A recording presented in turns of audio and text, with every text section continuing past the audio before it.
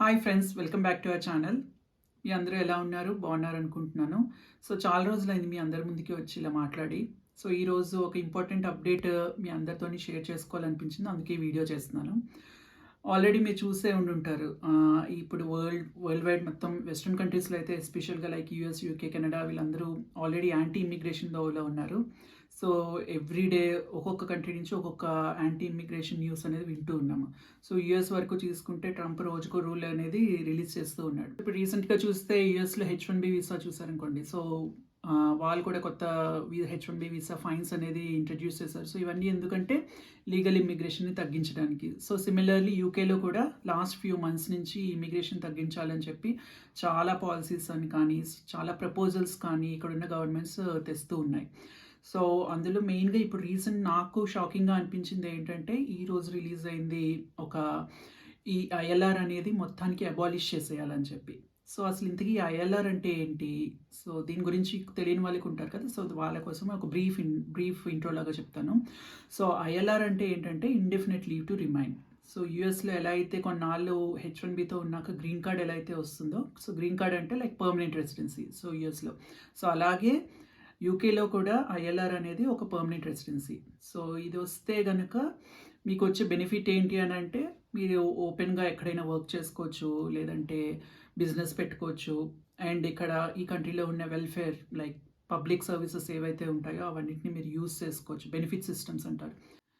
So మెయిన్‌గా యూకేలో ఇప్పుడు ఈ బెనిఫిట్ సిస్టమ్ అంటే ఏంటి? సో బెనిఫిట్స్ ఏమేం బెనిఫిట్స్ ఉంటాయి ఐఎల్ఆర్ వచ్చాక అంటే, ఓపెన్ వర్క్ పర్మిట్ ఉంటుంది. సో ఐఎల్ఆర్ వర్క్ హోల్డర్స్ ఎవరైతే ఉన్నారో వాళ్ళు మొత్తం ఏ జాబ్ అయినా చేసుకోవచ్చు. వాళ్ళకి మళ్ళీ స్పెషల్‌గా కంపెనీ స్పాన్సర్ చేయాల్సిన అవసరం ఉండదు. లేదు వాళ్ళు జాబ్ చేయము అనుకుంటే బిజినెస్ అన్నా చేసుకోవచ్చు. దానికి కూడా ఎటువంటి రిస్ట్రిక్షన్స్ ఉండవు.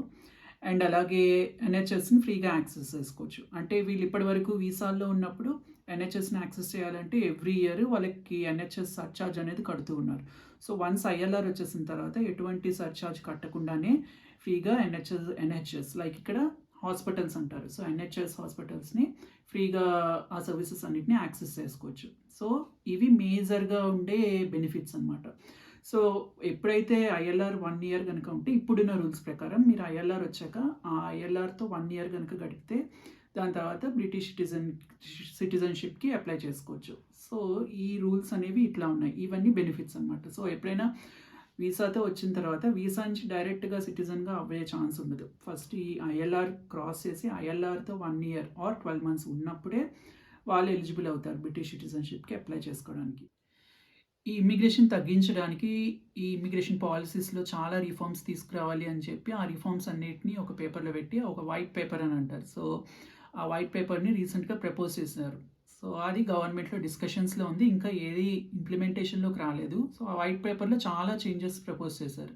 సో మెయిన్‌గా చేంజెస్ ఏంటంటే ఐఎల్ఆర్. ఈ ఐఎల్ఆర్ టెన్యూర్ ఇప్పటివరకు ఏంటంటే మీరు 5 ఇయర్స్ కనుక స్పెండ్ చేస్తే యూకేలో ఒక స్కిల్డ్ వర్కర్ వీసా రూట్‌లో ఉంటూ 5 ఇయర్స్ గనుక యూకేలో స్పెండ్ చేస్తే మీకు ఐఎల్ఆర్ అనేది గ్రాంట్ అవుతుంది. మీరు ఎలిజిబుల్ అవుతారు 5 ఇయర్స్ తర్వాత అప్లై చేసుకోవడానికి.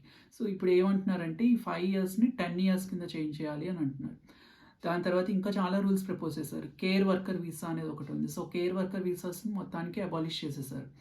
అలాగే చాలా వరకు వీసాస్‌లో ఇప్పుడు స్టూడెంట్ వీసాస్ ఉన్నాయి. ఇదివరకు స్టూడెంట్స్ వీసాస్‌తో డిపెండెన్స్‌ని కూడా తెచ్చుకోవచ్చు. ఇప్పుడు ఆ డిపెండెన్స్‌ని తీసుకురావడం అనేది ఆపేశారు. అలాగే స్టూడెంట్స్ గనుక స్టడీస్ అయిపోయిన తర్వాత పోస్ట్ స్టడీ వర్క్ పర్మిట్ పీఎస్‌డబ్ల్యూ అని ఉంటుంది. సో పీఎస్‌డబ్ల్యూ ఇదివరకు 2 ఇయర్స్ వరకు ఉండేది. సో ఇప్పుడు దాన్ని 18 మంత్స్‌కి తగ్గించారు. కొన్ని వీసాస్‌కి అయితే కొన్ని వీసా ఫీస్ పెంచారు. సో ఇలా చాలా చేంజెస్ అనేవి ప్రపోజ్ చేశారు.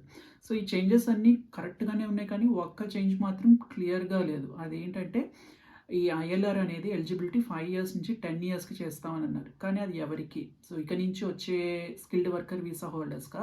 లేక ఆల్రెడీ స్కిల్డ్ వర్కర్‌గా ఉంటున్న వాళ్ళకి కూడా ఈ రెట్రోస్పెక్టివ్‌గా ఈ రూల్ అప్లికబుల్ అవుతుందా అనేది వాళ్ళు క్లియర్‌గా చెప్పలేదు. సో దాంతో చాలా అన్సర్టెనిటీ అనేది వచ్చేసింది. సో ఎంప్లాయర్స్‌కి ఇటు కొత్తగా వీసాలు ఇవ్వాలన్న వాళ్ళకి అన్సర్టెనిటీ ఉంది. ఇటు ఆల్రెడీ కంట్రీలో ఉంటున్న స్కిల్డ్ వర్కర్స్‌కి కూడా చాలా క్వెషన్ మార్క్ అనేది ఉంది. సో నెక్స్ట్ ఏంటి? మనకు కూడా ఈ రూల్ అప్లికబుల్ అవుతదా లేదా అని. సో దీనికోసం అని చెప్పి వీళ్ళు ఆల్రెడీ కొన్ని పిటిషన్స్ అనేవి పెట్టారు. సో ఆల్రెడీ ఒక్కొక్క కౌన్సిల్‌లో ఉన్న వాళ్ళందరూ పిటిషన్స్ అనేవి పెట్టి ఫైనల్‌గా గవర్నమెంట్‌కి ఈ టాపిక్ గురించి డిస్కస్ చేసేలా చేశారు. సో అదేంటి? ఈ రూల్ అనేది ఆల్రెడీ ఎగ్జిస్టింగ్ వాళ్ళకి అప్లికబుల్ అవ్వద్దు. ఇక నుంచి వచ్చే వాళ్ళకి అవ్వాలి అనేది. ఎందుకంటే ఏదైనా అంతే కదా! ఇప్పుడు ఒక రూల్ పెట్టారు అనంటే మనం ఈ కంట్రీలోకి వచ్చే ముందే మనకి ఈ రూల్స్ అన్నీ మనకి ఆల్రెడీ చెప్తారు. మీరు ఈ రూట్‌లో ఉన్నారు కాబట్టి మీకు 5 ఇయర్స్‌లో గనక ఈ వీసాతో ఉంటే మీరు ఐఎల్ఆర్ అప్లై చేయొచ్చు అని చెప్పి. సో, ఆల్రెడీ అలా కంటిన్యూ చేస్తున్నప్పుడు సడెన్‌గా రూల్ మార్చేయకూడదు కదా! సో, అదే ఇప్పుడు అందరూ public skilled worker visa holders అందరూ డిమాండ్ చేసేదేంటంటే డిమాండ్ ఆర్ రిక్వెస్ట్. సో, చేసేదేంటంటే ఆల్రెడీ ఇప్పుడున్న వాళ్ళకి కాకుండా ఇక్కడి నుంచి వచ్చే వాళ్ళకి పెట్టండి అని చెప్పి. సో, గవర్నమెంట్ మరి ఇది వింది. సో, మరి ఎలాంటి డెసిషన్ తీసుకుంటుందో మనకి ఇంకా తెలియదు. సో, ఈ న్యూస్ ఇలా ఉంటే ఈరోజు ఇంకొక షాకింగ్ న్యూస్ నేను విన్నాను. అదేంటంటే రిఫార్మ్ యూకే అని ఇంకొక పార్టీ ఉంది. సో, ఇప్పుడు ఇక్కడ మనకి ఇండియాలో టీడీపీ, కాంగ్రెస్ ఎట్లా అయితే ఉన్నాయో ఇక్కడ కూడా పార్టీస్ ఉన్నాయి, పొలిటికల్ పార్టీస్. ఇప్పుడు రూలింగ్‌లో ఉన్న పార్టీ అయితే లేబర్ పార్టీ. సో, మొన్నటి వరకు కన్జర్వేటివ్ పార్టీ అనేది ఉంది. సో, ఈ 2 పార్టీస్ కాకుండా రిఫార్మ్ యూకే అనే ఇంకొక పార్టీ ఉంది. సో, ఆ రిఫార్మ్ యూకేకి మెయిన్ ఎయిమ్ ఏంటంటే వాళ్ళది ఇమ్మిగ్రేషన్ తగ్గించాలి అని చెప్పి. దానికోసం అని చెప్పి వాళ్ళు చాలా ప్రపోజల్స్ అనేవి తెస్తూ ఉన్నారు. రీసెంట్‌గా ఈరోజు కొత్త ప్రపోజల్ తెచ్చారు. సో, అది చూస్తే నాకు షాకింగ్‌గా ఉంది. సో, అదేంటంటే ఐఎల్ఆర్ అనేది 5 ఇయర్స్ కాదు, 10 ఇయర్స్ కాదు, మొత్తానికి తీసేయాలని చెప్తున్నారు. సో, ఐఎల్ఆర్ తీసేసి అంటే పర్మనెంట్ రెసిడెన్సీ అనేది యూకేలో ఉండదు. ఓన్లీ వీసాలతో ఉన్న వాళ్ళే ఉంటారు, లేదంటే సిటిజన్స్ ఉంటారు. ఈ యూకే బెనిఫిట్స్ ఏవైతే ఉన్నాయో అవి కేవలం యూకే సిటిజన్స్‌కి మాత్రమే యాక్సెసిబుల్‌గా ఉండాలి. అండ్ ఈ వీసా హోల్డర్స్ ఎవరికీ ఏది ఉండకూడదు అని చెప్పి వాళ్ళు ప్రపోజ్ చేస్తున్నారు. సో, అండ్ ఈ వీసాస్ కూడా ఎవ్రీ 5 ఇయర్స్‌కి వాళ్ళు స్కిల్ బేస్ ప్రకారం అవి రెన్యూవల్ చేసుకుంటూ ఉండాలి. ఎప్పుడైతే మీరు స్కిల్ కానీ, ఇంగ్లీష్ టెస్ట్ కానీ ఇవన్నీ కరెక్ట్ లెవెల్‌లో లేకపోతే ఆ వీసా అనేది రివోక్ అయిపోతుంది. మీరు వెంటనే కంట్రీ వదిలి వెళ్ళిపోవాలి.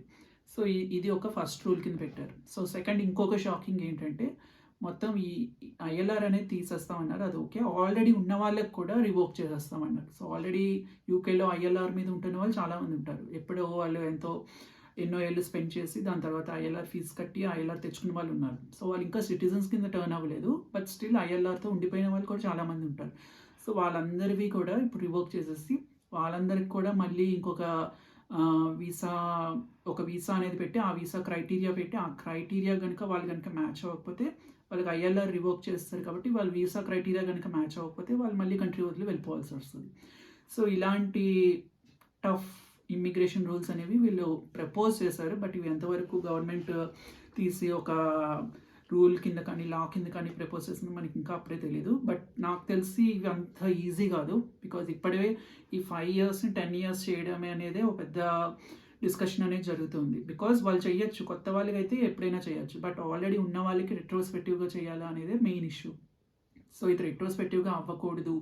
సో, కొత్తగా వచ్చే వాళ్ళకి ఇంపాక్ట్ అవ్వాలి తప్ప ఆల్రెడీ ఉన్న వాళ్ళకి ఇంపాక్ట్ చేయకూడదు. బికాజ్ చాలా మిలియన్స్ ఆఫ్ ఫ్యామిలీస్ ఆల్రెడీ ఇక్కడ ఉన్నాయి. సో, వాళ్ళందరూ ఆ రూల్ తోటి ఇంపాక్ట్ అవుతారు కాబట్టి అది అవ్వకూడదని చెప్పి చాలా పిటిషన్స్ పెట్టి నడుస్తుంది. సో, కొత్తగా ఇప్పుడు ఈ కొత్త అనౌన్స్‌మెంట్ ఏంటంటే మొత్తానికి తీసేస్తామని చెప్పి. సో, నాకు తెలిసి అది అంత ఈజీగా అవుతుందని నేనైతే అనుకోవట్లేదు. But let's see. సో, ఏదైనా సరే మనకి కంక్లూజన్ అయితే రావాలి. బికాజ్ ఇది వీళ్ళు ఏమన్నారంటే ఎండ్ ఆఫ్ ద ఇయర్ కల్లా కన్సల్టేషన్స్ జరిపి by end of the year 2025 or by beginning of 2026 ఏదో ఒక న్యూస్ అయితే చెప్తాము. ఏదో ఒకటి లా అయితే ఫైనలైజ్ చేసేస్తామన్నారు. బట్ మనం దానికోసం వెయిట్ చేయాలి. సో, ఇప్పటి వరకు అయితే ఏ కంక్లూజన్ లేదు. మొత్తానికి క్వశ్చన్ మార్క్‌లోనే ఉన్నారు. ఇటు ఎంప్లాయీస్ కానీ నెక్స్ట్ ఏంటి అనేది ఎవరికీ తెలీదు.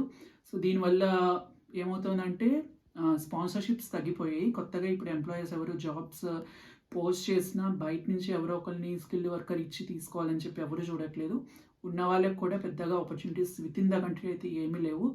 ఆల్రెడీ అటు యూఎస్‌లో ట్రంప్ ఎఫెక్ట్ వల్ల చాలా వరకు గ్లోబల్‌గా జాబ్స్ అనేవి చాలా వరకు తగ్గాయి. అండ్ యూకేలో కూడా సేమ్ సిచ్యువేషన్. సో, కొత్తగా ఇక్కడికి ఇప్పుడు ఎటువంటి అవకాశాలు నాకు కనిపించట్లేదు. బయట వాళ్ళు వచ్చి ఇక్కడ మళ్ళీ యాజ్ ఎ స్కిల్డ్ వర్కర్ రావడానికి. సో, ఎప్పుడైతే ఈ సిచ్యువేషన్ అనేది ఈ పొలిటికల్‌గా ఎప్పుడైతే సాల్వ్ అవుతుందో మళ్ళీ అప్పుడే మనము కొత్త ఆపర్చునిటీస్ అనేవి చూడొచ్చు. బట్ ఆప్టిమిస్టిక్‌గా ఉంటాను. సో, చూద్దాం ఫ్యూచర్‌లో నెక్స్ట్ ఇయర్ ఇంకా బాగుంటుందో లేదో. So, let's wait and see.